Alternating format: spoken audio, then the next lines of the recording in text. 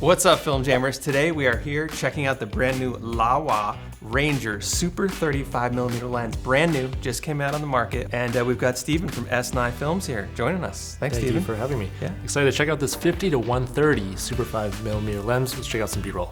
Wait, so is it B-roll or is it, I thought it was like a short. I guess more of a short. What would you call it? Surrealist Grassland Adventure. That's deep. Film.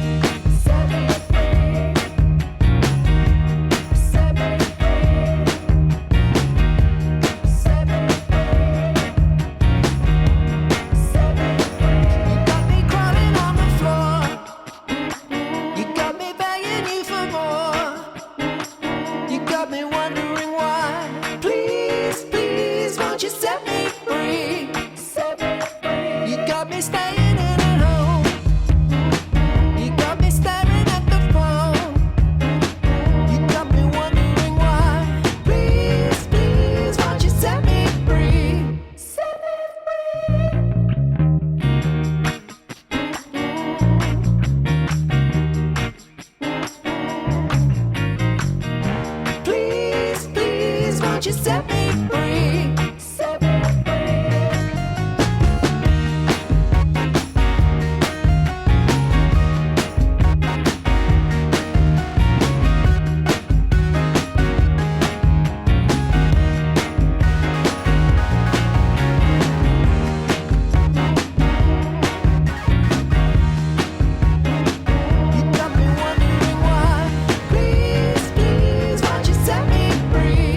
I really loved shooting on this lens today. I love what Laowa is doing with these longer telephoto zooms. I don't see a lot of other companies doing that. And last year, what they had, the full frame version, right? The Laowa Rangers. Now they have the Laowa Ranger Super 35. That's what we shot on mostly today. The full frame came out about a year ago, right? And this is half the size of the physical lens. Is much more compact. Yeah, I kind of was asking, well, why did they release this lens at first? And then when I saw it next to the full frame one, I was like, okay, wow, this is so much smaller, so much lighter. And then when we shot on it today, I was like, this is an awesome lens to just, you can even handhold it. Very run and gun. Very easy for that. Yeah, it's a great run and gun lens, but you can also, I feel like, use it for filmmaking. Great for indie film, less lens swaps, and we'll find out the AC just kind of had it in their pocket because it's so small. Hate it when that happens.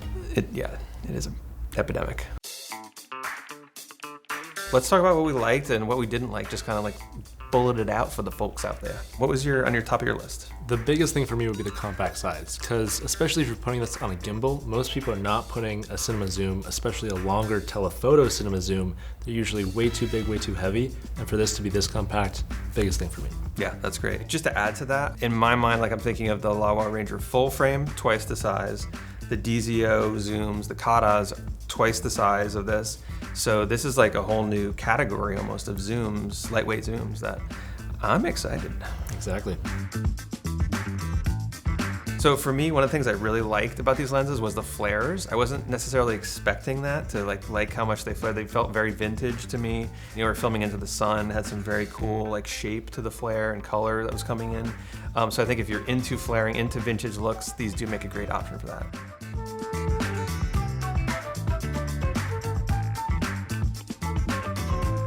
So what else was on your list of things that you liked about it? The affordability is a big selling point, especially with these being just under $2,000, which there's a few like the Catta Ace and the Pictor zooms. Yes, Pictors are I think like 2,100, so a little more, but they're also twice the size. Right. And the Cattas are what, 3,200? So yeah, 3,200. We have a fact checker over there, thank you. Having that price as an indie filmmaker, I'll take it any day of the week. I'll take this guy right here, please. I'd also like to mention the bokeh on these lenses is very circular and round for the most part. I really liked how it looked. I thought it looked pretty cinematic. I agree. What's not to like? Steven, the close focus on these Laowa lenses, it's crazy. They love making macro lenses, so I feel like that dynamic carries into their other lenses like these Rangers. And I was shooting like eyelashes super tight, very close up. And to me, that's like one thing that makes these lenses really fun to work with. With a minimum focusing distance of 2 feet 5 inches, that's almost unheard of with cinema zooms. It's basically like this close. 2 feet 5. Let me get a tape measure.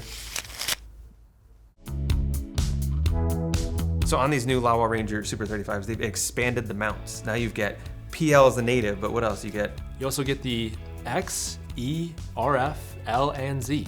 That's a lot of mirrorless mounts. I could use this on literally every camera, except for the old Kinotron 5000 that I have from my grandpa. Wow. Citizen Kane!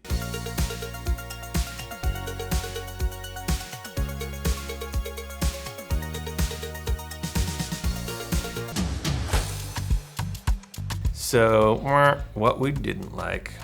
I found an interesting thing when you zoom in, the actual flare changes a fair amount, which oftentimes happens with most lenses, but it was a very drastic change in the actual look of the flare, and I found it a little bit distracting. Yeah, I noticed that too when I was shooting it a little bit, but you know, it's a trade-off, and how often are you zooming and flaring, you know? Just something to keep in mind if you're shooting with it and be aware of. So I wouldn't say it's a huge negative, but I do wish that they had a longer focal length. I like that in the full frame version of the Rangers, they give you all the way up to 180, and I love that focal length. I love being able to go and really telephoto and have that option. This goes to 130, which is great, but give me maybe 180 in the future.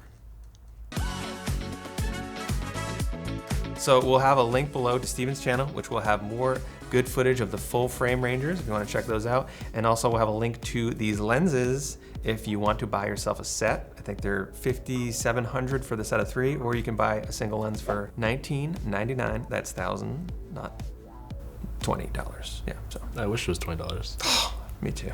And I have to say, I think they're a great investment if you're looking to dip your toes into the cinema zoom lens world. I don't think there's a lens that's lighter or this affordable. If I was buying my first set, I'd probably consider these as a top contender.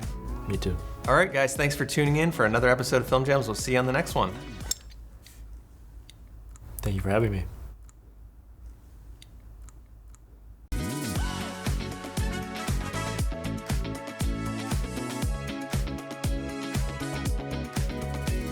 What's like